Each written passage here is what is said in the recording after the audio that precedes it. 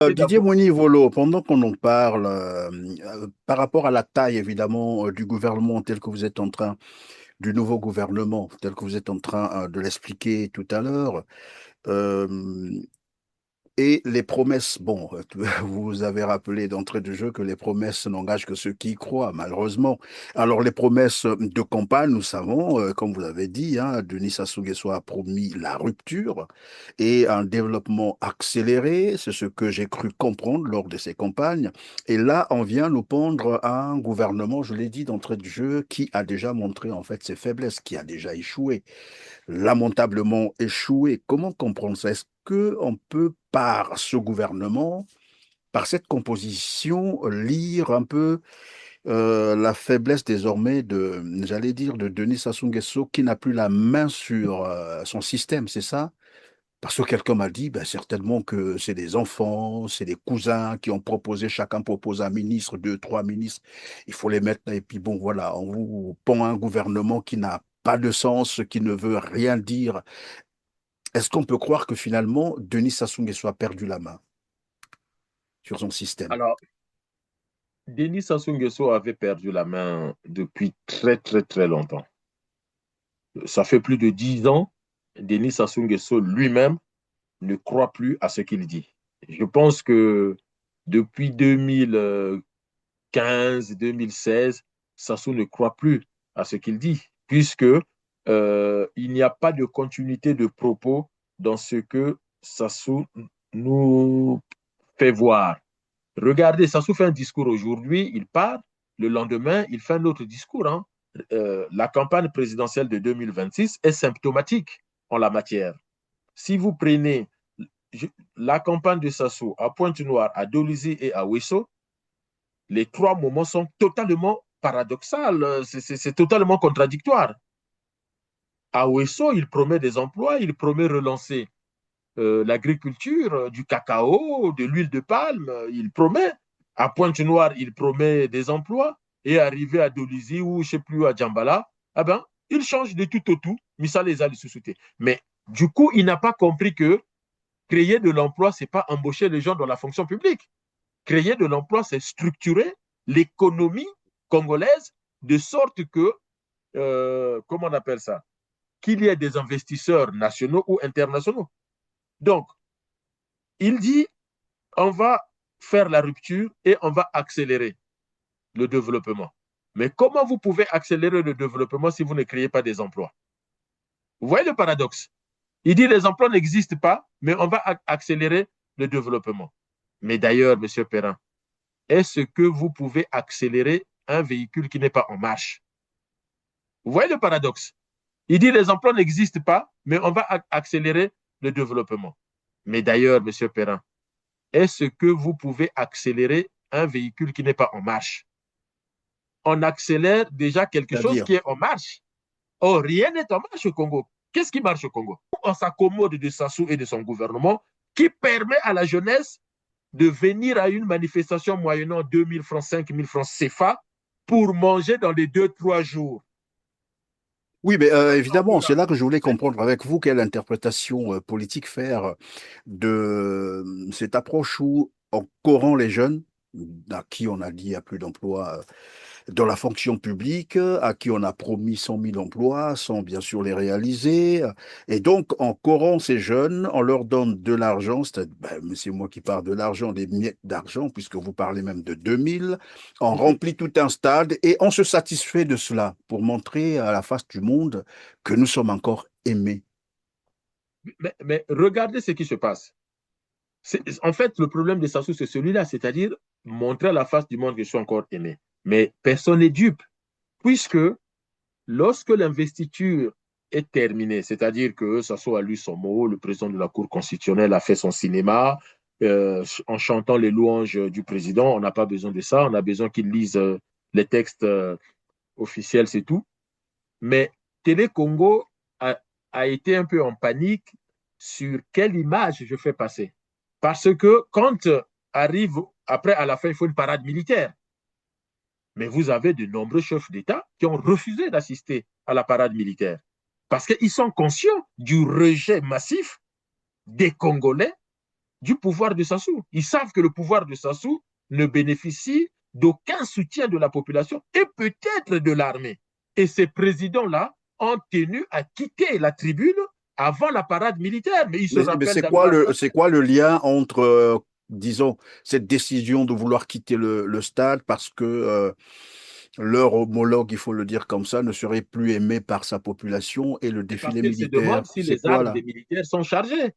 Est-ce que les armes sont chargées? Est-ce qu'il n'y aurait pas un coup d'État? Est-ce qu'il n'y a pas un groupe de militaires qui vont profiter de cette manifestation pour s'en prendre au président de la République et eux, ils seraient des victimes collatérales?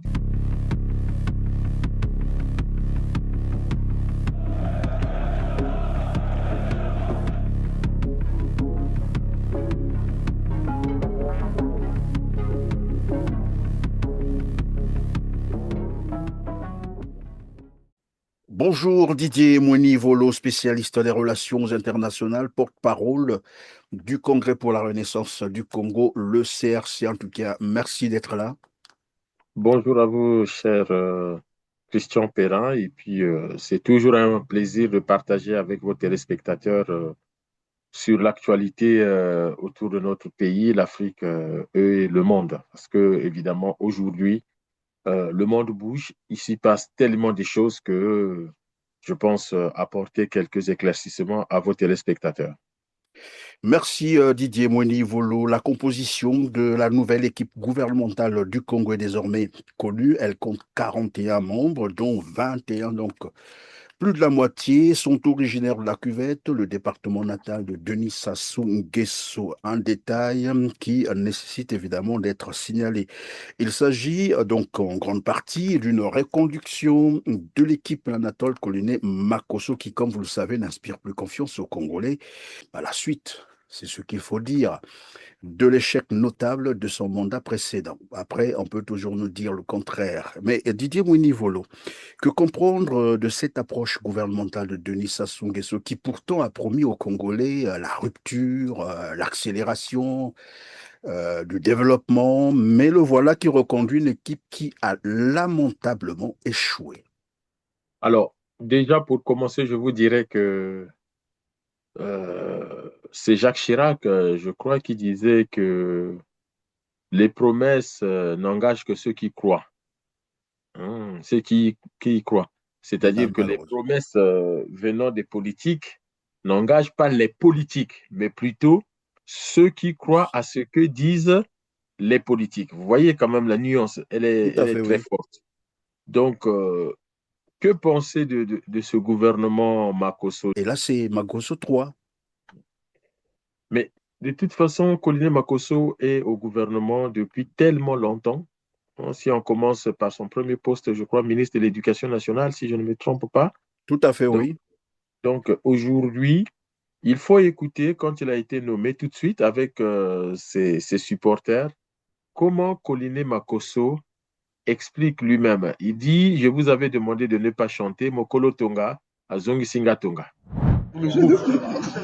Félicitations, monsieur le Premier ministre. Merci beaucoup. Merci. Le groupe, le Bourgi. C'est ça. Un mot pour le groupe, le Bourgi. Merci beaucoup. Merci. Merci. Je voudrais. Bon, pourtant, je vous avais donné la consigne que personne ne chante. Maintenant, vous avez posté le chant Mokolo Tonga Boteli Tonga. Bon, maintenant, on a récupéré un goût. Voilà. Mokolo Tonga, Jules Tonga Nae. Mokolo Tonga, Mokolo Tonga, Azongi Singa Tonga. Donc, Colline Makosso ne justifie pas sa reconduction par ses compétences, par un bilan, mais juste parce que Denis Sassou Nguesso a choisi de lui faire confiance une fois de plus. Et Sassou lui fait confiance non pas sur ses compétences. On sait très bien que Colline Makosso n'est pas là grâce à ses compétences. Ça se saurait.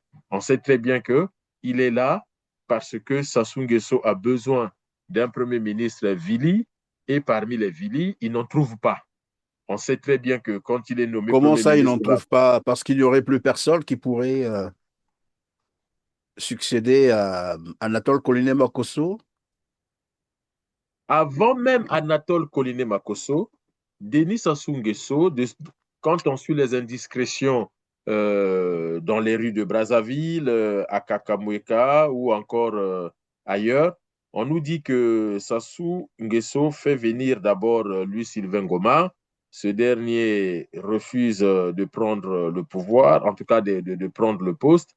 Et c'est à ce moment-là que Colline Makosso sort du chapeau. Il semblerait que sur proposition d'Antoinette Sassou Nguesso, parce que Colline Makosso vient du cabinet d'Antoinette Sassou Nguesso. Et donc, lorsque le président de la République a des difficultés à trouver un Premier ministre, évidemment, Antoinette en profite pour imposer un des siens. Et donc, aujourd'hui, dans la situation du Congo, bien malin, celui qui voudrait bien être Premier ministre de Denis Sassou Nguesso, je ne crois pas que ça se bouscule au portillon. Donc, conclusion des courses, c'est la reconduction de Colline Makosso. Et quand on voit comment c'est célébré, on voit bien que ce n'est pas sur la base des compétences. En plus, quand on voit la composition, évidemment, on prend les mêmes et on va rafistoler. On essaie de dégager 2-3 bonhommes comme Ibombo qui ne sert à rien. Et puis, mais sinon, les grands ténors du pouvoir de Sassou sont là, avec même une promotion pour Jean-Jacques Bouya, qui de facto devient, alors, pour Le certains, vice-premier ministre. le vrai Premier ministre. Il est vice-premier ministre, mais le vrai Premier ministre. Mais moi, je dirais même que Bouya, moi, je ne connais pas les liens familiaux qui existent entre Bouya et Sassou, semble-t-il que c'est son neveu. Et donc, Bouya serait certainement l'héritier. Parce que, aux yeux de Sassou, il inspire plus confiance que Christelle Denis Sassou Nguesso, qui traîne aussi des casseroles familiales. Il investit plus à Kinshasa qu'à Brazzaville. Clément Mirassa avait dit qu'il aurait sollicité les Rwandais, et plutôt les Angolais pour se Angolais, oui. débarrasser de son père. Et on sait aussi que les accords avec le Rwanda, c'est lui. Les accords qui mettent quand même le pouvoir en difficulté, c'est Christelle Sassou Nguesso. Donc peut-être que dans l'entourage familial, Bouya apparaît être quelqu'un de confiance plus que Christelle Sassou Nguesso. Ce qui fait que on voit même lors de préséances, là où est Bouya, là où sont même les Pierre Mabiala et les autres, qui sont des ministres d'État, et lui, son ministère est relégué beaucoup trop loin dans l'ordre de préséance. Donc, c'est un gouvernement Mais qui pourtant, prépare pardon, pendant certainement que la vous allez succession. continuer, pourtant, dans le même temps, beaucoup pensent que la succession de Denis Sassou Nguesso serait ou sera assurée par Denis Christelle Sassou Nguesso. Oui, c'est ce que les gens disent, mais par quel mécanisme? Parce qu'il n'est pas à la tête du PCT, il n'est pas à la tête de l'Assemblée nationale, Christelle Sassou Nguesso n'est pas à la tête du Sénat et il n'est pas à la tête du gouvernement. La question, si Sassou disparaît aujourd'hui, par quel mécanisme, sauf à faire un coup d'état de palais, par quel mécanisme peut-il succéder à son père? Et vu, comment on appelle ça, vu la position qu'occupe Jean-Jacques Bouya aujourd'hui, vice-premier ministre, ça va être très compliqué pour Christelle Sassou Nguesso de prétendre succéder à son père. Qu'il s'agisse au niveau du parti politique où il n'a rien obtenu, qu'il s'agisse au niveau des organes de l'État, en tout cas les règles de préséance au niveau de l'État, c'est-à-dire la Constitution. Si on prend la Constitution aujourd'hui, il ne peut pas prétendre à la succession de Denis Sassou Nguesso si ce dernier venait à disparaître. Donc, je pense que sa position au sein du Parti congolais du travail, mais aussi au sein du gouvernement, est tellement difficile qu'il va falloir qu'il rame et qu'il rame pour vraiment travailler sa crédibilité. Là où Christelle Sassou Nguesso a tout perdu, ce n'est pas dans la conquête du PCT ou dans la conquête du pouvoir. Christelle Sassou Nguesso a perdu dans la conquête des cœurs des Congolais.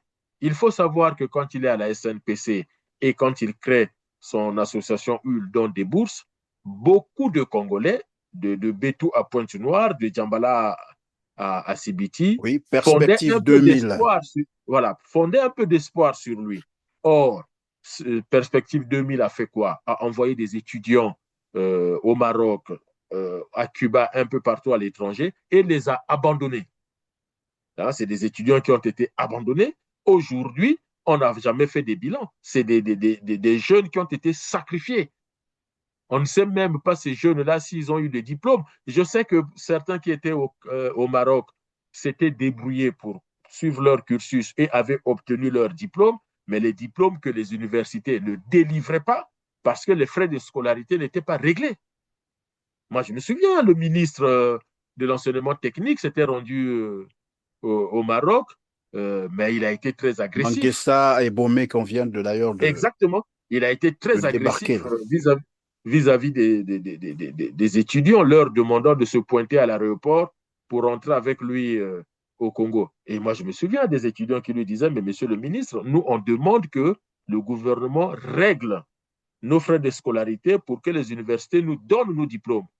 Nous avons les attestations comme quoi nous avons obtenu des diplômes, mais les universités ne veulent pas nous les délivrer tant qu'il y a une dette académique. Lui dit, je ne suis pas venu pour discuter des dettes, des règlements et autres. Moi, je suis venu pour vous ramener à Brazzaville. Mais est-ce que, vous voyez, ça, ce n'est pas normal. Parce que si ces jeunes-là rentrent à Brazzaville, est-ce que c'est pour exploiter leur intelligence?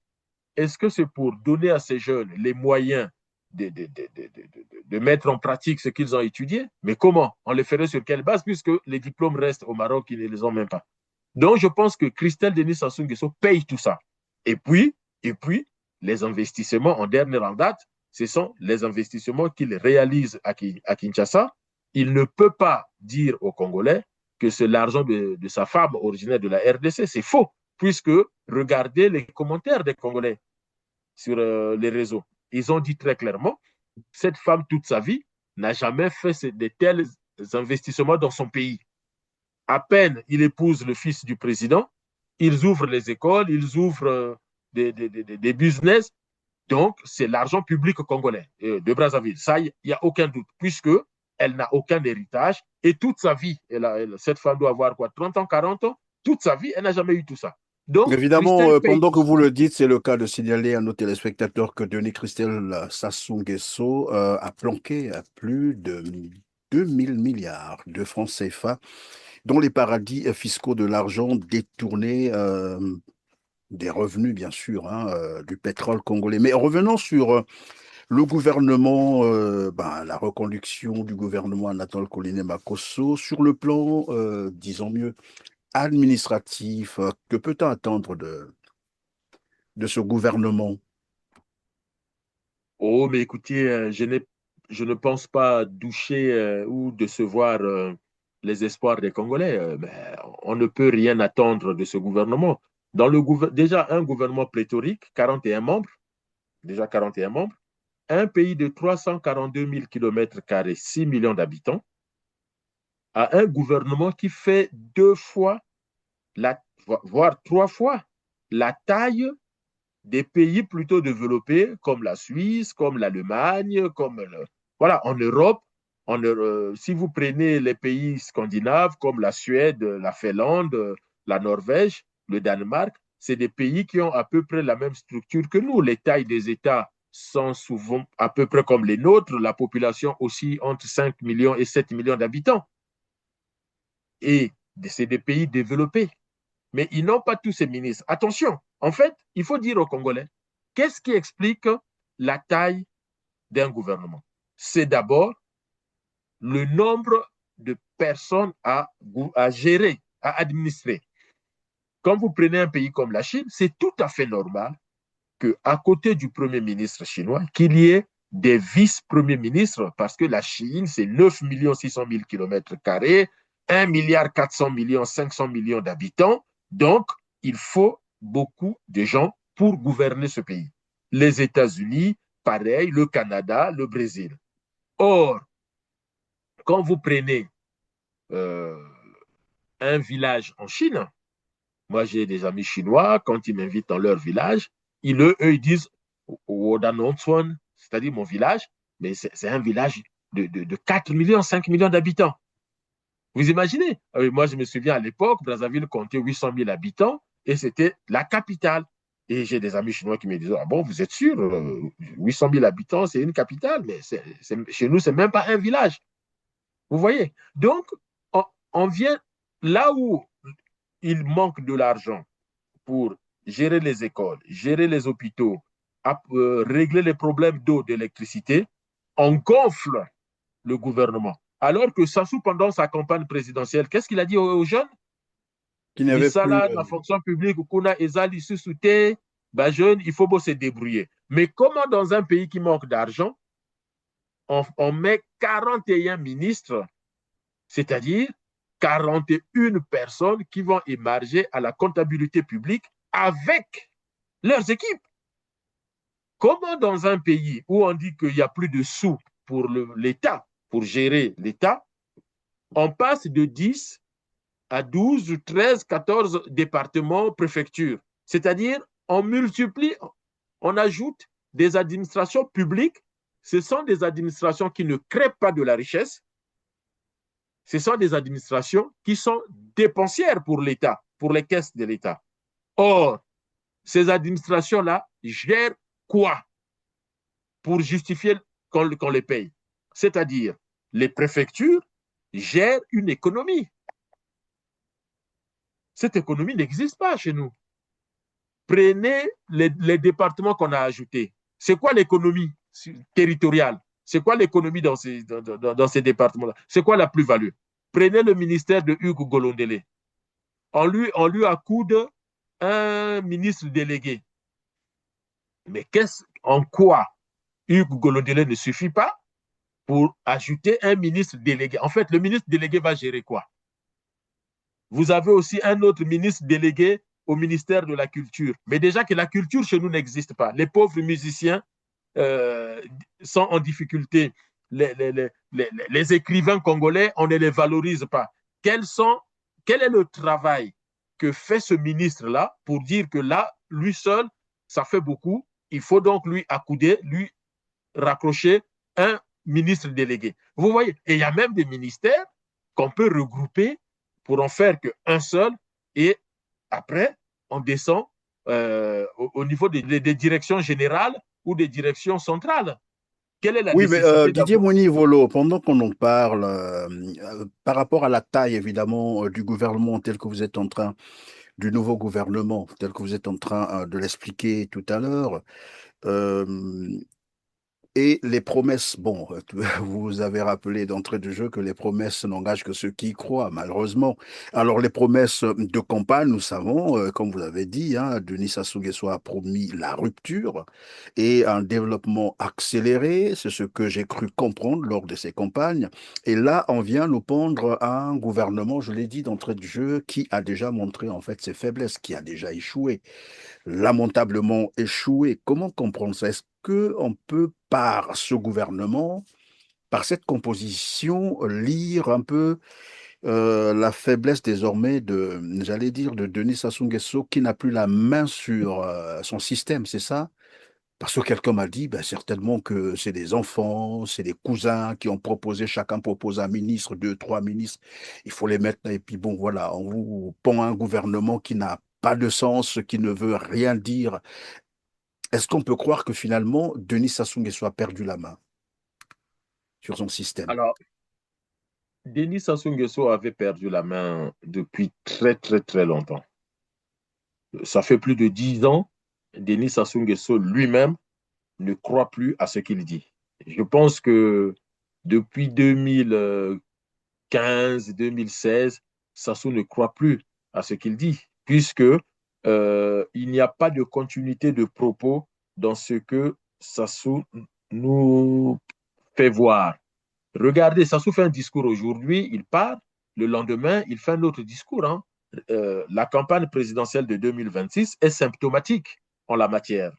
Si vous prenez la campagne de Sassou à Pointe-Noire, à Dolisie et à Ouesso, les trois moments sont totalement paradoxaux, c'est totalement contradictoire.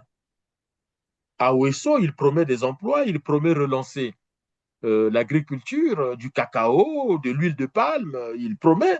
À Pointe-Noire, il promet des emplois. Et arrivé à Dolisie ou je ne sais plus à Djambala, eh ben, il change de tout au tout. Missa les a sous-soutés. Mais du coup, il n'a pas compris que créer de l'emploi, ce n'est pas embaucher les gens dans la fonction publique. Créer de l'emploi, c'est structurer l'économie congolaise de sorte que, comment on appelle ça, qu'il y ait des investisseurs nationaux ou internationaux. Donc, il dit, on va faire la rupture et on va accélérer le développement. Mais comment vous pouvez accélérer le développement si vous ne créez pas des emplois? Vous voyez le paradoxe? Il dit les emplois n'existent pas, mais on va accélérer le développement. Mais d'ailleurs, M. Perrin, est-ce que vous pouvez accélérer un véhicule qui n'est pas en marche? On accélère déjà quelque chose qui est en marche. Oh, rien n'est en marche au Congo. Qu'est-ce qui marche au Congo?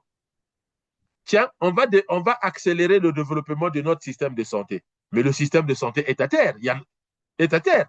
On va accélérer, comment on appelle ça? La livraison de l'eau potable et de l'électricité aux Congolais. Mais c'est catastrophique, l'eau et l'électricité. Donc, dites-moi, comment vous faites au Congo, en République du Congo, pour accélérer quelque chose qui n'est pas en mouvement? Comment on accélère quelque chose? C'est-à-dire que si on tire le frein à main d'un véhicule qui ne bouge pas, et on ne peut pas vous dire si vous êtes au volant, mais vas-y, accélère, accélère. Non, on accélère parce qu'on roule à 50, il faut accélérer pour passer à 60, 70, 90, 200 km à l'heure. Didier Mouinivolo, au sujet de l'emploi, évidemment, lorsqu'il dit il n'y a plus assez de postes d'emploi, la fonction publique, vous l'avez même dit, c'est ne pas au niveau de la fonction publique, on crée l'emploi pour la jeunesse. Et je rappelle que nous avons quand même près de 2 500 000 jeunes mais en aucun âge de jeune n'a travailler qui demandé à cherchent. entrer dans... Oui, c'est énorme. Mais Énorme. M. Perrin, aucun jeune n'a demandé à entrer dans la fonction publique. Aucun. Oui, évidemment, mais Et ma d'ailleurs, question va porter sur ce paradoxe lorsqu'il dit qu'il n'y a plus d'emploi dans la fonction publique. Et dans le même temps, nous avons les matières premières que première, nous vendons. Nous avons quand même des bien sûr, ressources, le pétrole, les mais bien sûr, minerais, nous avons le bois. Pourquoi je ne vous donne un pas exemple. transformer ces matières sur place pour créer de l'emploi? Je vous donne un exemple. Et c'est là que vous allez comprendre que ce pouvoir, je ne sais pas si la psychiatrie peut expliquer ce qui se passe chez ces gens. Prenez un exemple qui s'est passé au Congo. Prenez Télé Congo. Denis Sassou Nguesso dit Misala Ezali Susute, jeune beau se débrouiller. Que fait Pierre Roba? Un ou 2 jours, peut-être 3 jours avant l'investiture de Sassou. Regardez Télé Congo. Télé Congo montre quoi? Pierre Roba en train de signer avec des Chinois des contrats d'exploitation minière et notamment la potasse au Congo, entre autres la potasse. Bon, Sassou dit Misala Ezali Susute. Mais on vous dit dans le document que après cette signature, on va créer, les Chinois vont exploiter ces minéraux pendant 25 ans et on va créer 500 emplois. Bon, les 500 emplois là, c'est des Congolais ou des étrangers, puisque Misala Ezali Susute. Mais comment se fait-il qu'en moins d'un mois, le président dit qu'il n'y a plus de boulot et son ministre sortant, qui d'ailleurs signe des contrats illégaux, il faut savoir que dès lors qu'on entre dans la campagne présidentielle, le gouvernement ne peut plus engager des dépenses de type signer des contrats miniers. C'est faux, c'est pas possible. C'est illégal. Dans aucun pays, ça se passe comme ça. Qui autorise Pierre Roba d'aller signer ces contrats-là, alors même que le nouveau gouvernement n'est plus installé et que l'ancien gouvernement est en train de gérer les affaires courantes? C'est pas moi Oui, qui parce l'ai que créé. cela peut être aussi un indicateur pour dire que Il ils avaient déjà savait les qu'il va quitter résultats. le gouvernement, il voulait bouffer les derniers contrats. Pierre Roba savait qu'il va quitter le gouvernement. Vous savez, qu'est-ce qui montre que Pierre Roba savait qu'il va? On appelle ça délit d'initié. Pierre Roba mérite d'être arrêté et condamné et jeté en justice. Il le savait. On appelle ça délit d'initié. Qu'est-ce qui se passe? Ce qui vient de se passer au Congo, c'est la première fois dans l'histoire politique mondiale. C'est-à-dire, moins de 48 heures, peut-être même moins de 24 heures après la nomination d'un premier ministre, on nomme tout un gouvernement de 41 membres. Comment ils ont fait? Koliné Makosso peut venir à la télé, reprendre ce que Florent Tiba a dit, que c'est sur proposition de Koliné Makosso, proposition du Premier ministre, le président a nommé les membres du gouvernement. Or, partout dans le monde, il y a des tractations quand on nomme les ministres. C'est-à-dire que si vous avez 41 ministres, ça suppose que le Premier ministre a discuté avec minimum 3 personnes pour chaque poste.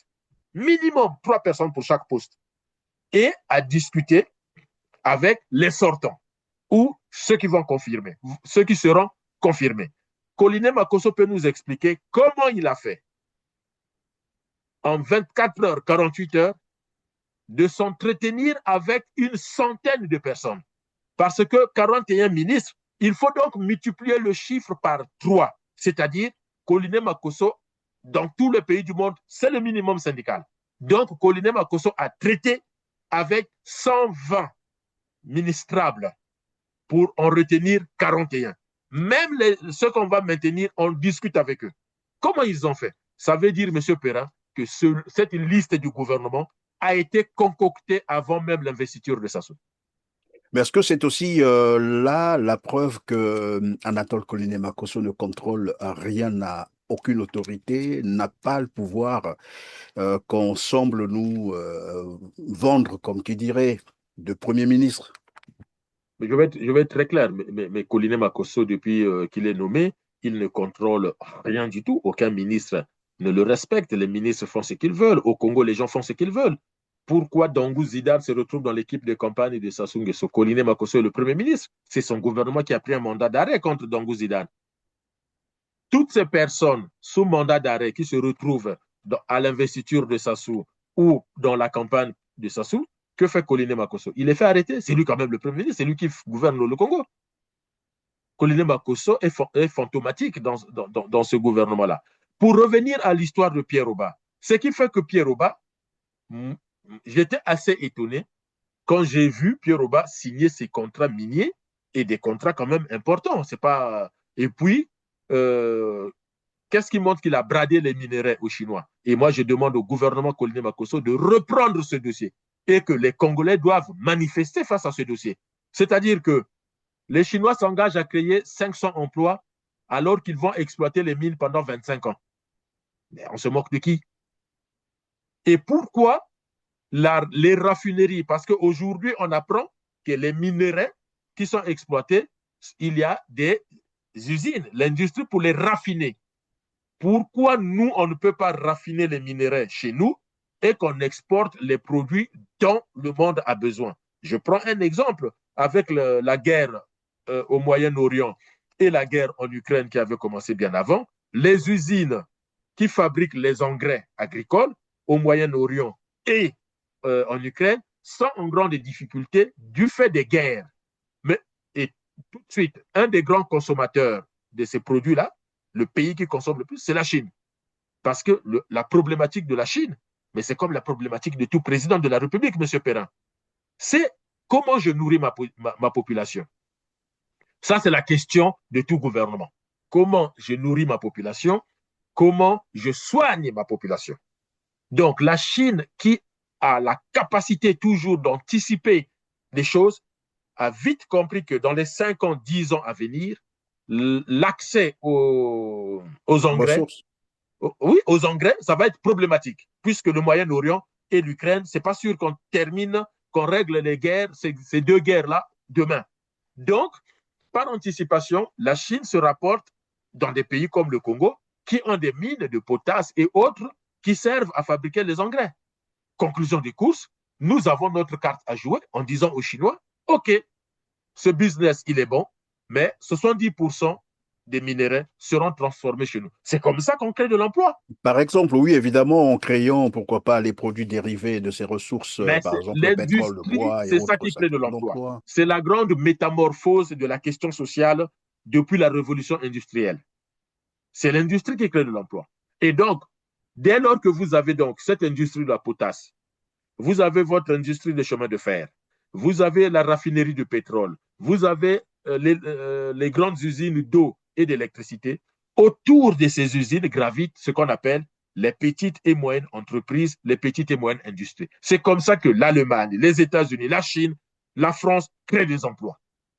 Et là, on continue à brader les matières premières sans se soucier de l'emploi chez nous. Et on dit aux jeunes, Missa les a les sociétés, débrouillez-vous. Mais le gouvernement a montré son incompétence, Sassou a montré son incompétence. Et là encore, qu'est-ce qui va se passer? C'est qu'on a un gouvernement pléthorique qui va être nourri au biberon des finances publiques générées par les matières premières, c'est tout. sans Oui, mais c'est là la capacité de question, transformation locale. c'est vrai, évidemment, mais la question, c'est de savoir à quoi pourrait servir ce gouvernement. À rien. En tout cas, pour les Congolais, à rien. Sinon, dites-moi à quoi. Attendez, Denis Sassou Nguesso, ça fait 40 ans qu'il est là. Colline Makosso et tous ces ministres-là, les grands tenants, ils sont là depuis 20 ans. Quel est le bilan à 20 ans? Qui a lu le rapport d'activité du ministère de la Santé chez nous?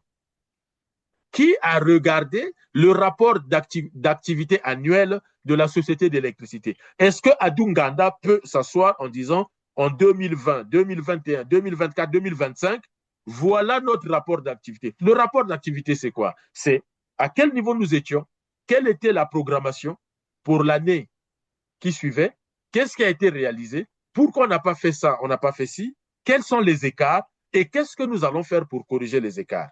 Combien de personnes arrêtent d'utiliser le bois pour utiliser l'électricité? La transformation de notre société, est-ce que Adunganda peut nous le dire? Du côté de la société d'eau potable, est-ce qu'ils peuvent nous dire combien de familles sortent des maladies liées à l'hygiène publique du fait que ces familles ont accès à l'eau potable, l'eau de bonne qualité? Nada. Alors, Oui, le qu'est-ce que problème, vous c'est voulez que attendre je l'ai des suivi gens dans qui, son... pendant 40 ans, n'ont rien fait?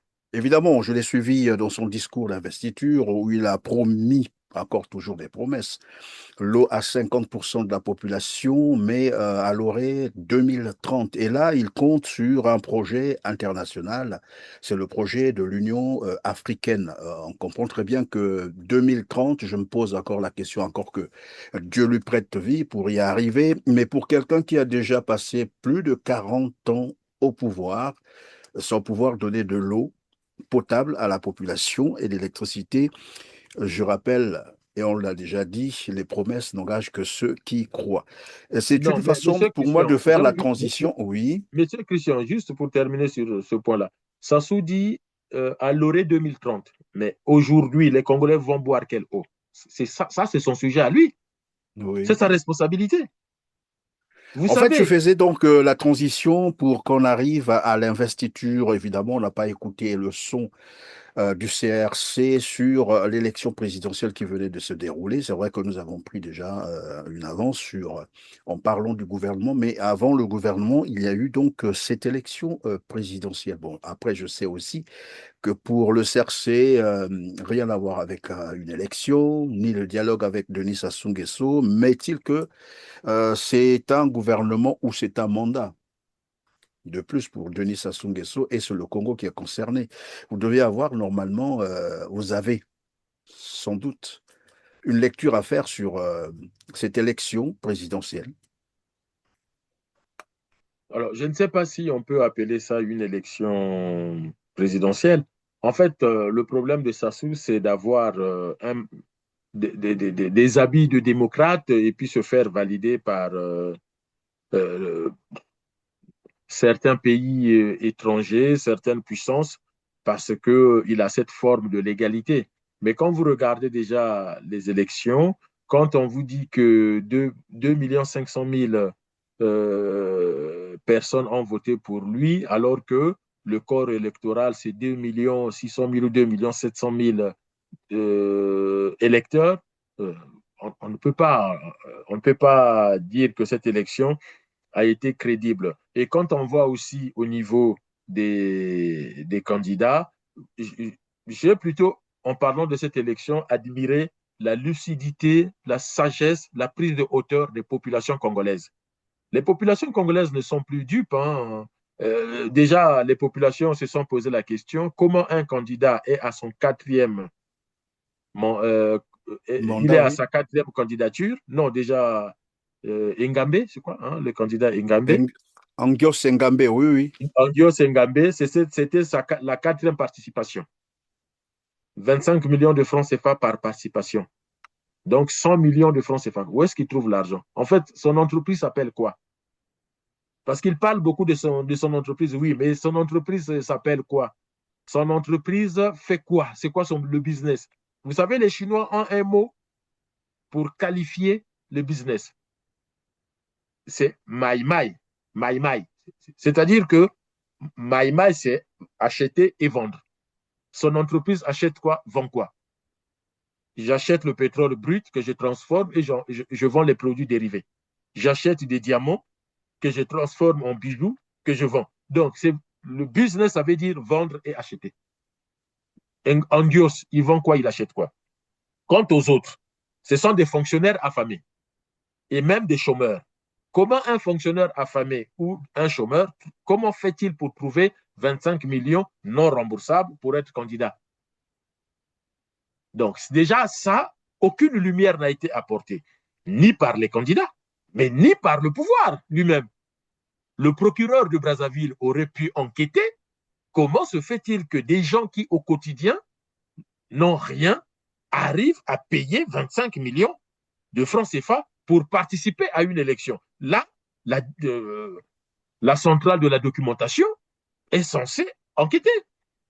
Vous savez ce qui s'est passé aux États-Unis?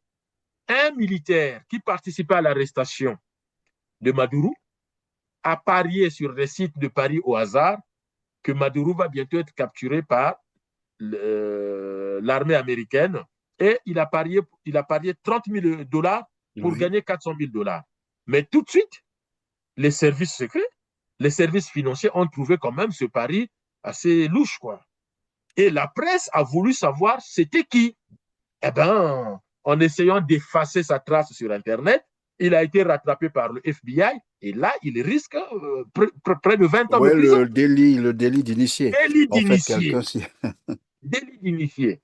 Donc, nous sommes dans un pays où déjà l'élection est faussée parce qu'on ne sait même pas qui a financé la candidature de ces gens-là. On n'a pas d'entreprise. Il n'y a pas une entreprise au Congo pour vous donner 25 millions de francs CFA pour que vous soyez candidat. Ils n'ont pas la liste des donateurs. Ils n'ont pas la... Il y a un qui a dit non, ce sont des cotisations des militants. Dans ce cas, il faut livrer à la justice la liste des militants et les sommes qu'ils ont cotisées. Donc, déjà là, ça ne marche pas.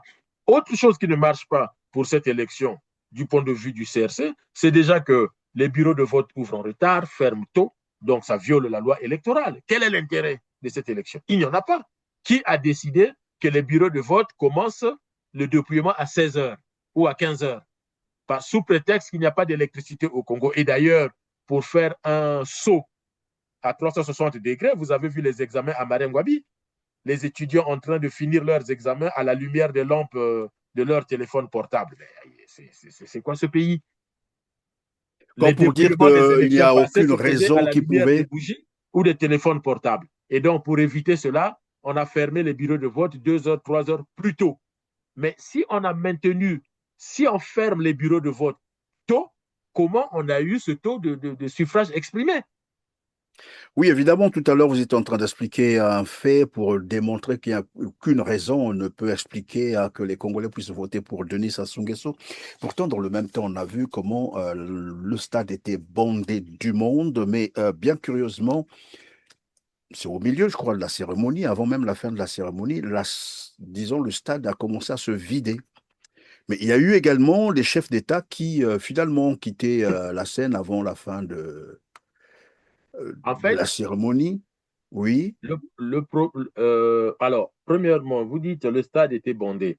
Mais moi, je vous demande de faire un saut à la fin de l'investiture. Quand tout le monde est parti, vous avez cette vidéo de ce jeune c'est très triste. J'en parle même sur ma page TikTok.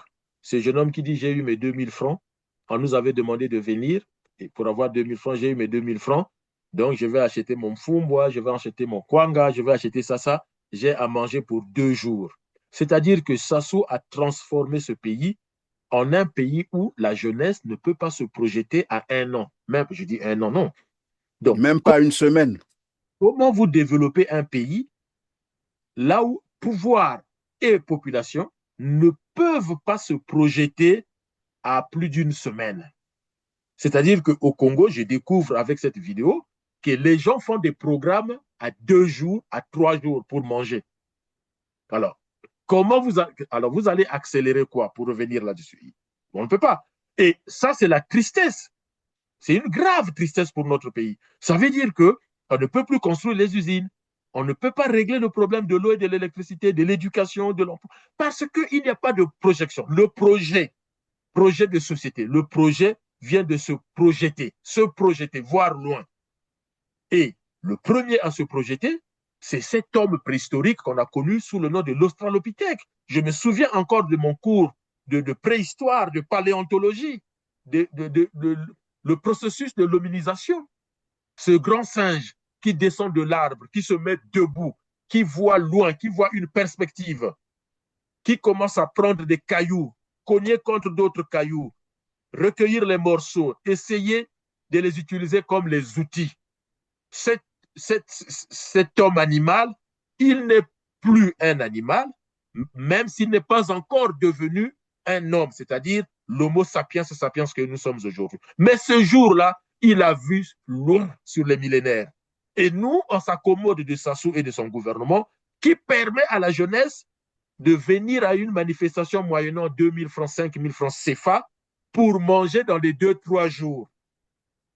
Oui, mais évidemment, c'est là que je voulais comprendre avec vous quelle interprétation politique faire de cette approche où, en corrompt les jeunes, à qui on a dit il n'y a plus d'emploi dans la fonction publique, à qui on a promis 100 000 emplois sans bien sûr les réaliser. Et donc, on corrompt ces jeunes, on leur donne de l'argent, c'est moi qui parle de l'argent, des miettes d'argent, puisque vous parlez même de 2000, on remplit tout un stade et on se satisfait de cela pour montrer à la face du monde que nous sommes encore aimés. Mais regardez ce qui se passe. En fait, le problème de Sassou, c'est celui-là, c'est-à-dire montrer à la face du monde que je suis encore aimé. Mais personne n'est dupe, puisque lorsque l'investiture est terminée, c'est-à-dire que Sassou a lu son mot, le président de la Cour constitutionnelle a fait son cinéma, en chantant les louanges du président, on n'a pas besoin de ça, on a besoin qu'il lise les textes officiels, c'est tout. Mais Télé Congo a été un peu en panique sur quelle image je fais passer. Parce que quand arrive, après, à la fin, il faut une parade militaire. Mais vous avez de nombreux chefs d'État qui ont refusé d'assister à la parade militaire parce qu'ils sont conscients du rejet massif des Congolais du pouvoir de Sassou. Ils savent que le pouvoir de Sassou ne bénéficie d'aucun soutien de la population et peut-être de l'armée. Et ces présidents-là ont tenu à quitter la tribune avant la parade militaire. Mais ils se rappellent. Mais c'est quoi le lien entre, disons, cette décision de vouloir quitter le stade parce que leur homologue, il faut le dire comme ça, ne serait plus aimé par sa population et le défilé militaire? Parce qu'ils se demandent si les armes des militaires sont chargées. Est-ce que les armes sont chargées? Est-ce qu'il n'y aurait pas un coup d'État? Est-ce qu'il n'y a pas un groupe de militaires qui vont profiter de cette manifestation pour s'en prendre au président de la République et eux, ils seraient des victimes collatérales plutôt. Voilà. Et donc, ils ont refusé. Je crois qu'il y a entre 5 et 7 présidents qui sont partis, qui ont quitté le Congo. C'est-à-dire qu'ils quittaient la tribune pour Mayamaya et de Mayamaya, ils montaient dans leurs avions. Ils sont partis. Et une partie de la population aussi s'est dit, bon, une partie des personnes qui étaient là se sont dit, bon, écoutez, vu qu'il y a des présidents qui partent et tout, bon, nous aussi, on s'en va parce qu'on ne sait jamais ce qu'il peut se passer après, oui. Et les militaires qui sont restés dans ce qui se dit, c'est que le pouvoir leur a donné des garanties que les seules armes détenant des munitions, ce sont les armes de la sécurité présidentielle, donc de M. Oboa, Serge Oboa, et que tous les autres militaires, les armes sont vides, en tout cas, il n'y a rien. Mais les présidents les plus précautionneux, ils ont choisi de partir, hein, ils ont assisté à l'investiture. Ce n'est pas le ballet, le banquet ou la fête qui les intéresse. Ils peuvent manger chez eux, ils peuvent boire chez eux. Donc, ça montre la fin d'un régime et un régime qui ne tient que parce que la population refuse de se soulever face à une telle misère. Regardez même du côté de Kinshasa où les commentateurs disent, mais dans un autre pays, le président vous dit, il n'y a plus de boulot, allez vous débrouiller, allez vous faire voir, débrouillez-vous. Mais le peuple se soulève. Le peuple se soulève. Sassou est au pouvoir pour gérer, je rappelle ça aux Congolais, peuple congolais, écoutez-moi. Sassou est au pouvoir parce que, et d'ailleurs, quand il prête serment en tant que président, c'est pour dire, je vais gérer les richesses du Congo pour le bien de la collectivité. Monsieur Perrin, si Sassou nous dit, jeunesse congolaise, peuple congolais, je n'ai plus de boulot pour vous, je ne peux rien faire pour vous, débrouillez-vous. Au nom de quoi il gère le pétrole congolais? Au nom de quoi Pierre Oba signe pour les minéraux? Au nom de quoi Koliné Makosso doivent nous expliquer? Et là, je vous parle du principe élémentaire, du cours élémentaire des sciences politiques. Que ce soit à la fac de droit, à la fac de sciences économiques, à la fac au département d'histoire, peu importe. Introduction à la science politique. Prenez n'importe quel livre, introduction à la science politique, introduction à l'économie politique. Prenez n'importe quel bouquin, M. Perrin. Le pouvoir gère les richesses dans l'intérêt collectif. Maintenant que le pouvoir vous dit, nous, on n'a pas de boulot pour vous, on n'a pas l'eau et l'électricité pour vous, on n'a pas l'éducation nationale ou la santé pour vous, chacun se débrouille. OK, mais dites-nous, M. Koliné Makosso, M. Denis Sassou Nguesso, M. Honoré Saï, prof de philosophie politique. Honoré Saï a enseigné la philosophie politique au lycée de la Libération. Jean-Jacques Rousseau, Thomas Hobbes. Puis, l'éthique chez Aristote, Platon, il a enseigné ça. Si maintenant le pouvoir dit au peuple de se débrouiller parce que le peuple ne doit plus rien attendre du pouvoir, c'est quoi donc le contrat social qui lie le peuple et la population?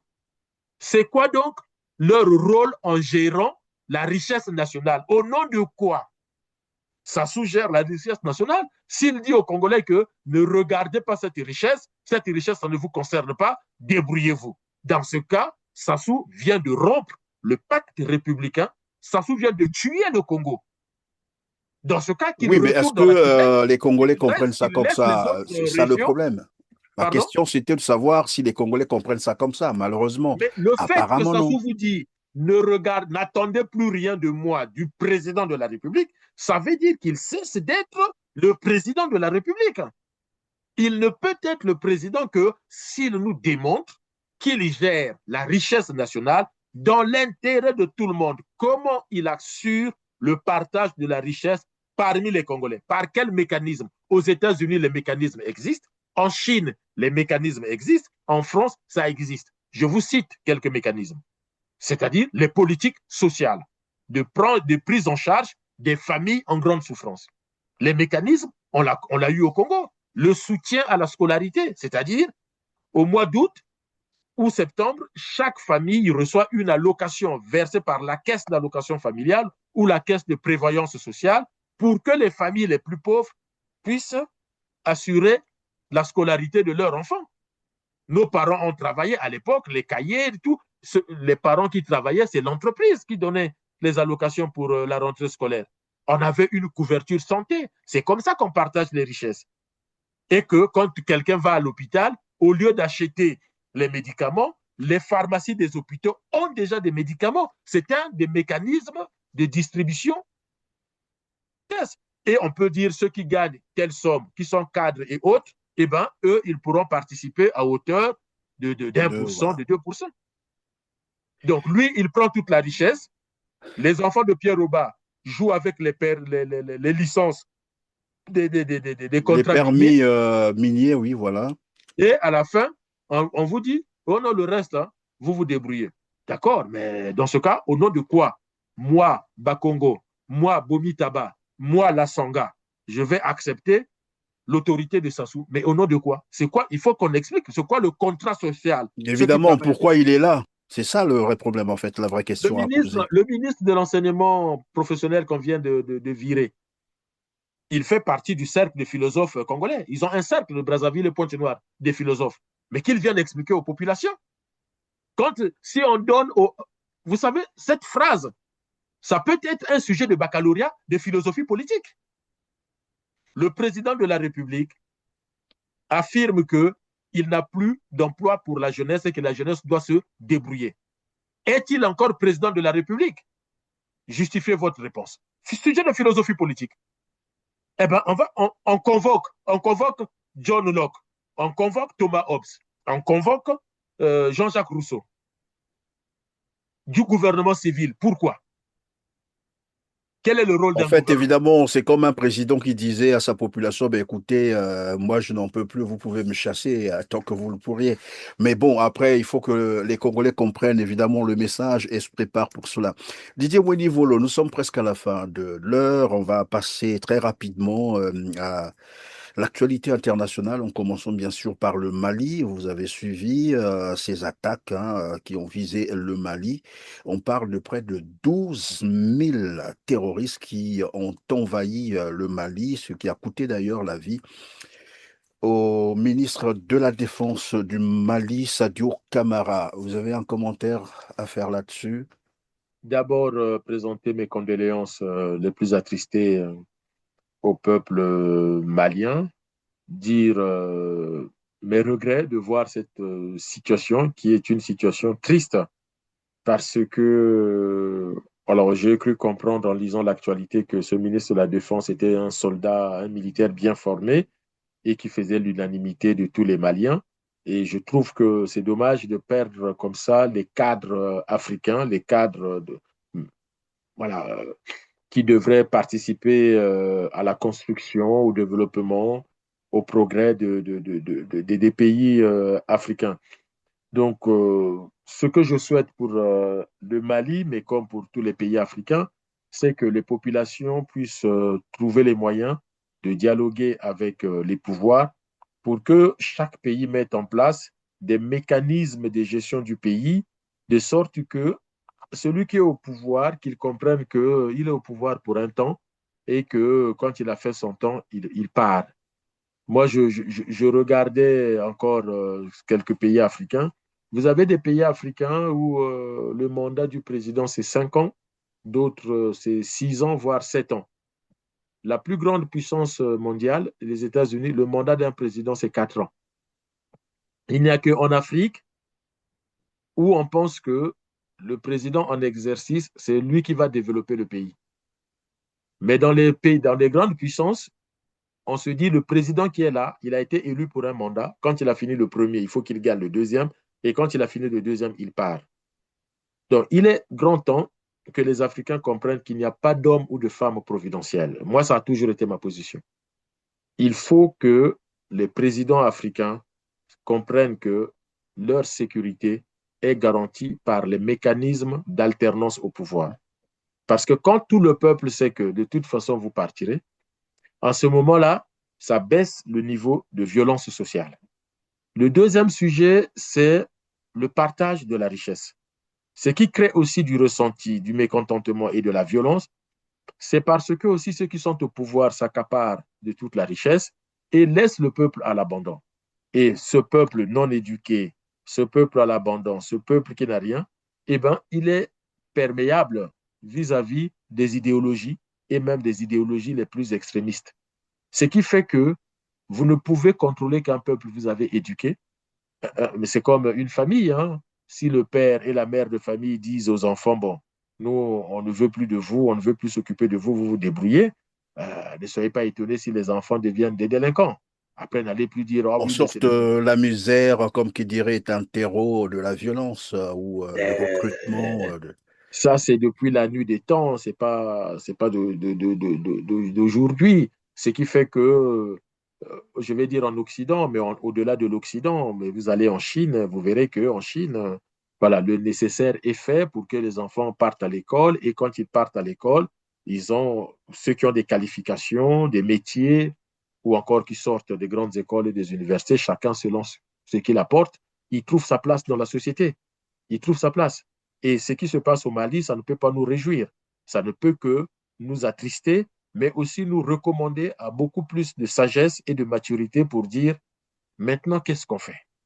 Par exemple, les pays où ces genres de choses ne sont pas encore arrivées, est-ce qu'on doit attendre que ces choses-là arrivent? Moi, je pense beaucoup aux pays de l'Afrique centrale, le Congo, la République du Congo, le Gabon, le Cameroun. Regardez comment on perd de l'énergie alors même que euh, les intellectuels, les cadres, mais même ceux qui ont des métiers, les plombiers, les maçons, eh ben, ils ont leur place dans la société, dans la construction de notre société.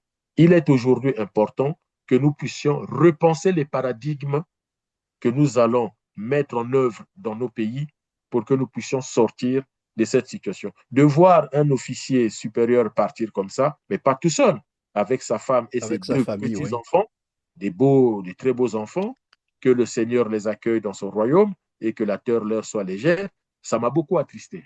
Vraiment, c'est un sentiment de grande tristesse, qu'on aime ou pas les régimes maliens, c'est déjà une grande tristesse et j'espère que le Mali, comme toute l'Afrique, on parle du Mali, mais je voudrais souligner ici le drame qui se passe à quelques pas de chez nous, au Soudan.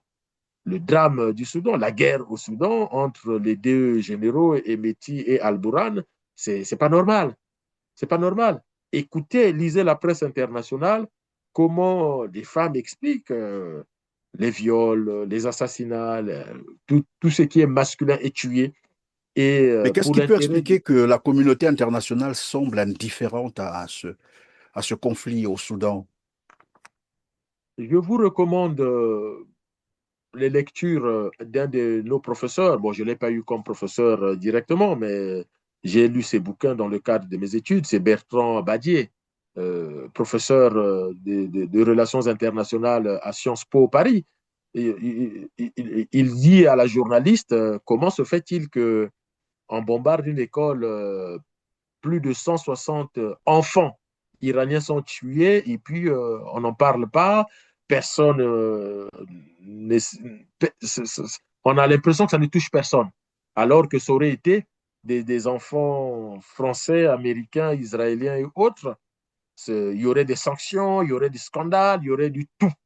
Mais Bertrand Dadier lui dit ces jours-ci, mais c'est déjà les propos que je tenais sur ma page TikTok pour dire aux gens, sur votre chaîne, pareil, je l'ai déjà dit, ne vous trompez pas. Sur la scène internationale, que ce soit à l'ONU ou ailleurs, il y a une hiérarchisation des races. Quand je le dis en tant que spécialiste des questions internationales, non pas en tant qu'idéologie. C'est faux. Des Congolais qui meurent, ce n'est pas la même chose que des Français qui meurent. Les Français, des Congolais ou des Algériens ou des Tunisiens qui meurent. D'ailleurs, c'est ce qui fait que les Occidentaux ne supportent pas les dictateurs chez eux, mais ils encouragent les dictateurs africains. Souvenez-vous, M. Perrin, on en a parlé sur votre chaîne, cette sénatrice française qui va au Congo, qui rencontre Pierre Ngolo, et puis avant de quitter Brazzaville, elle accorde une interview à Télé Congo, la bande existe, hein, où elle dit « J'ai vu au Sénat congolais des choses tellement intéressantes qu'on pourra dupliquer ailleurs. » Eh bien, je l'ai répondu en disant « Mais madame, commencez par dupliquer ça au Sénat français. Gérez le Sénat français comme on gère le Sénat congolais et on verra ce que les Français vont dire. » Vous voyez, Bruno Le Maire qui dit il admire les Béninois parce que les populations béninoises sont très entreprenants et c'est des entrepreneurs. Or, il oublie que 70% de la population béninoise, c'est de l'entrepreneuriat de subsistance. C'est-à-dire, s'ils ne vendent pas, ils ne mangent pas ce jour-là. Mais si c'est un exemple à suivre, pourquoi Bruno Le Maire, ministre de l'économie, n'applique pas ça en France? Vous voyez? Donc, c'est ça. Il y a cette hiérarchie qui fait que ce qui se passe au Soudan, mais n'allons pas loin, M. Perrin. Regardez avec quelle violence les Occidentaux, l'Union européenne, est tombée sur la Russie. La Russie n'aurait pas l'arme atomique, la Russie n'aurait pas la bombe atomique, les armées occidentales seraient déjà parties en Russie. Il y aurait déjà la campagne de Russie. Donc, c'est pour dire qu'il n'y a que les pays africains et l'Union africaine. Il faut que tout le monde se ressaisisse. C'est-à-dire, quand je vous dis que maintenant, il faut repenser les paradigmes pour nos pays, c'est très important. Lorsque l'Union africaine est financée par l'Union européenne, qu'est-ce que vous pouvez attendre de ça? Oui, Didier Bonivolo, alors en une minute, que peut-on retenir sur la guerre Iran, États-Unis, Israël, dont le cessez-le-feu semble laisser tout le monde, voilà, qu'est-ce qui va se passer? Quel pourrait être le scénario de fin de cette guerre? La négociation. Il n'y a pas de il y a pas 36 000 scénarios possibles.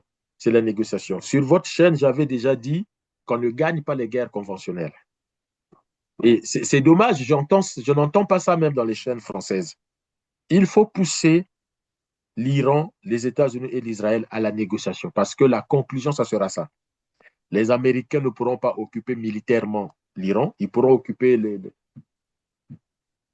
comment on appelle ça, les rives, les bordures, comme vous voulez, mais occuper tout l'Iran, plus d'1 million de kilomètres carrés, 90 millions d'habitants. Le ratio, selon les spécialistes, c'est souvent un habitant pour 5 à 10 militaires. Donc, l'armée américaine n'a pas aujourd'hui les moyens d'occuper l'Iran. Le détroit d'Ormuz, ça va de 30 km à 50 km. C'est très, très, très peu pour dire qu'on va loger nos porte-avions. Les porte-avions américains se trouvent loin. Hein, voilà, se trouvent loin. Là, ils se sont rapprochés pour bloquer le détroit d'Ormuz parce qu'il y a le cessez-le-feu.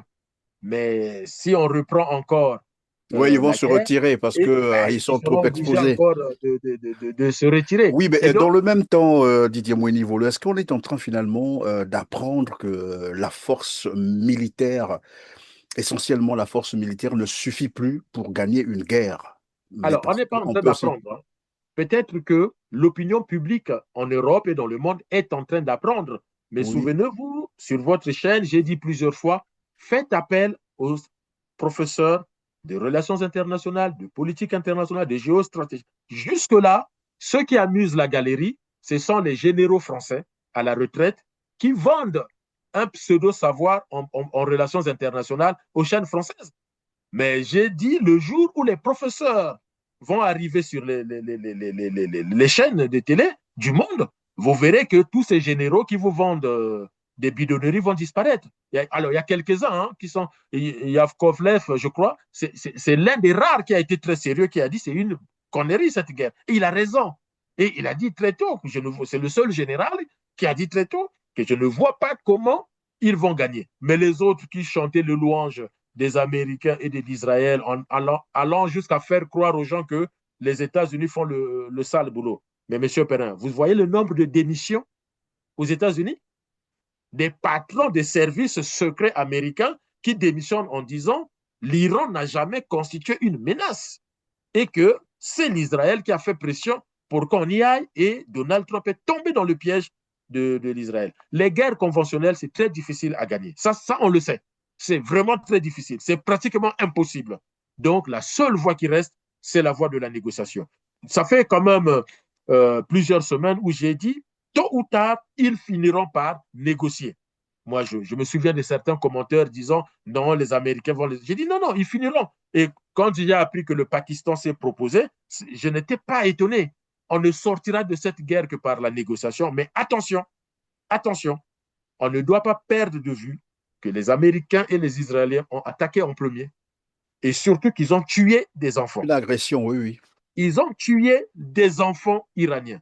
Vous n'allez pas trouver d'accord avec l'Iran, même si vous prenez le fils du Shah qui semble être appuyé par les Occidentaux.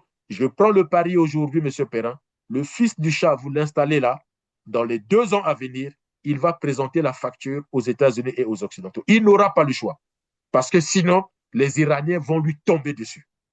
C'est fini, c'est verrouillé. Vous n'aurez jamais un pouvoir en Iran qui fermera les yeux sur les filles qu'on a tuées. Ce n'est pas normal. Parce que si ce sont des filles d'une école à Tel Aviv, à Paris, à Washington, à Pékin qui étaient tuées, on serait ce serait d'un autre niveau. Donc, il faut respecter la vie humaine, la vie de tout le monde. Et je pense qu'aujourd'hui, l'Afrique a un rôle à jouer, par exemple, pour redéfinir le système international et l'ordre mondial de demain. Le système international de demain, il faut que les Africains se préparent pour se dire qu'est-ce qu'on fait. La puissance américaine ne peut pas vous protéger. Et d'ailleurs, les pays du Golfe sont en train de se rendre compte que la puissance américaine ne les protège pas. Mais il n'y a pas que les pays du Golfe. Lorsque Trump déplace 3 porte-avions, mais ces porte-avions étaient où? L'un des porte-avions était dans le Pacifique pour la sécurité de l'Australie. Un autre porte-avions était pour la sécurité et du Japon et de la Corée du Sud pour empêcher les Chinois d'attaquer ces deux pays-là. Aujourd'hui, il faut savoir que si on ne trouve pas rapidement un nouveau modèle dans le système international, on va repartir, de toute façon, c'est inéluctable, on va repartir vers la course aux armements. Le Japon, avec sa première ministre, est en train de réviser sa politique militaire. Le Japon va recommencer à vendre les armes à Vendre des l'étranger. armes, oui, oui. L'Australie va se dire qu'il faut que je compte sur ma protection face à la Chine. Je ne vais plus compter totalement sur les États-Unis. Et donc, la question de l'arme nucléaire, ne vous en faites pas. Dans les 5 ans, 10 ans à venir, ça va se poser au Japon, ça va se poser à l'Australie, ça va se poser à l'Arabie Saoudite. C'est l'Arabie Saoudite qui a financé l'arme nucléaire du Pakistan. L'Arabie Saoudite voudrait l'avoir peut-être elle-même aussi. Et l'Iran finira par être une puissance nucléaire parce que, avec cette opération qui a été un raté, je ne crois pas que demain, après Trump, un président américain Pourrait encore soit... oser aller attaquer là-bas. Non, Non, je non, ne pense pas. non, Alors, non. on va Et même terminer si et la Israël fait réponse, pression, ça va être compliqué. voilà, on va terminer et votre réponse à cette dernière question comptera pour le mot de la fin. Ça sera aussi la fin de cette émission. Un autre événement a retenu l'attention du monde, c'est cette tentative d'assassinat à Washington. Vous avez appris ça. Mais les images sont en train de circuler dans une salle où le président américain serait, je mets ça entre guillemets, en danger. On voit des gens qui continuent à manger, des gens qui continuent à filmer, à se faire des selfies. Et tout ça, ça crée une polémique pour se dire, est-ce que ce n'était pas là une mise en scène? Vous, qu'est-ce que vous en pensez? Non, non, non, non, ce n'est pas une mise en scène. Les faits sont réels.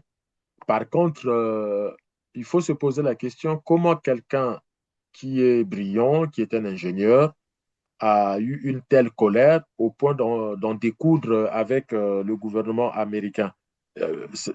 Par ce monsieur, il faut comprendre que Donald Trump a suscité beaucoup de haine, a suscité beaucoup de colère parmi déjà les Américains pour que des gens sans histoire puissent comme ça avoir les idées d'aller là où il est et puis essayer de faire tout un massacre. Quant aux gens qui mangeaient, mais il faut savoir que ceux qui ont bien compris et qui ont bien réagi, moi j'ai vu les images, hein, j'ai dit, mais déjà, pourquoi c'est Didi Vance qui est exfiltré en premier? En En premier, fait, oui. mais parce que ces gardes du corps ont compris tout de suite. Et il faut voir comment le garde du corps est venu le choper pour le mettre debout et puis partir avec lui, là où ceux qui étaient avec Donald Trump, ceux qui étaient là pour Donald Trump, ont mis quand même plus près de 20 secondes avant Oui, mais c'est là la question où on se pose la question de savoir finalement J.D. Vance serait mieux protégé, aurait les meilleurs services que Donald Trump. Quand même, Donald Trump, c'est le président de la République, c'est la première personne Après, il y aura un à débriefing. sécuriser. Après, il y aura un débriefing autour de cette situation et il faut se reposer la question de la sécurité de Donald Trump. Mais le sujet qui se pose aussi, c'est des faits rares. On ne peut pas, dans un spectacle comme ça, avoir à la fois le président, le vice-président, le ministre de la Défense. Il y avait tellement du monde là-dessus que là-dedans, qu'ils avaient déjà eux-mêmes pris des risques quand on sait que ce pouvoir-là est un pouvoir qui suscite beaucoup de colère parmi les populations américaines, mais même parmi les étrangers. On a eu beaucoup de chance. Imaginez que c'était l'opération du même type que les kamikazes au Mali, qui fonçaient avec un véhicule rempli d'explosifs et que toute cette partie-là avait sauté en éclats. Vous apprenez que le président, le vice-président, le ministre de la Défense et encore combien ils étaient là-dedans sont tous partis, sont tous morts. Ce serait un scandale sans précédent. Après, l'erreur est humaine, hein, tout le monde peut se tromper. D'ailleurs, Melania, quand vous regardez les images, Melania Trump, très vite, elle a compris en disant, mais qu'est-ce qui se passe? Mais parce qu'elle est aux aguets, elle sait que plusieurs fois, on a tenté d'assassiner son mari, donc elle doit vivre sous pression. Et tout de suite, elle a réagi. Bon, au final, ça se termine sans blessés, sans gravité, et c'est tant mieux pour tout le monde. Maintenant, j'espère que le débriefing ferait que ils vont combler les ratés qu'il y a eu. Mais par contre, ceux qui étaient à l'entrée de la porte ou à l'extérieur, ils ont bien réagi aussi. Et d'ailleurs, on entend dans la vidéo, ils disent attention au tir ami. Parce que quand on voit ce monsieur courir, le risque, c'est que les gardes, la sécurité Ils est des peuvent deux tirer côtés. sur les autres, oui, évidemment, oui. Les tirs Ça peut croisés. Et d'ailleurs, eux-mêmes, c'est pour ça qu'ils n'ont pas fait tout de suite usage de leurs armes. Et on entend la voix de celui qui dit faites attention aux tirs amis. Donc, pour moi, bon, c'est un fait. De toute façon, les loups solitaires, c'est difficile. Très sincèrement, c'est difficile. Parce qu'on voit que tous ceux qui ont essayé de tirer sur Trump, c'est des gens qui n'ont aucun dossier, qui ne vont pas sur des sites. Vous savez, c'est ça. Quand les gens consultent certains sites fondamentalistes, peu importe lesquels, hein, ça peut être des fondamentalistes chrétiens, catholiques, évangélistes, musulmans et autres, ou juifs, on peut les détecter parce que les services secrets sont outillés pour. Mais quand c'est quelqu'un qui n'est pas connu, des services, qui ne va pas sur les sites déjà identifiés et qui du jour au lendemain se dit, allez, je vais aller agresser ou autre, eh bien, c'est compliqué. Merci, merci Didier Moueni-Volo d'avoir été encore avec nous sur R7. Je rappelle que vous êtes spécialiste des relations internationales, porte-parole du Congrès pour la Renaissance du Congo, le CRC. Grand merci d'avoir répondu à nos questions aujourd'hui. Merci à vous. Je vous en prie, mesdames, messieurs, c'est la fin de cette émission. On se prend rendez-vous pour la très prochaine fois. Merci. Merci.